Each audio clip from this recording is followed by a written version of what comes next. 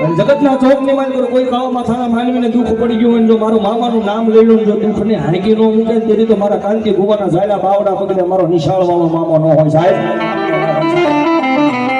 એટલે મામાની હાજરી કરાવી છે મારા નિશાળ વાળા મામા આવે પણ કેમ આવે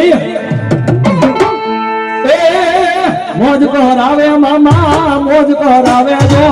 મોજ મામા વાળા મોજ કરાવે જો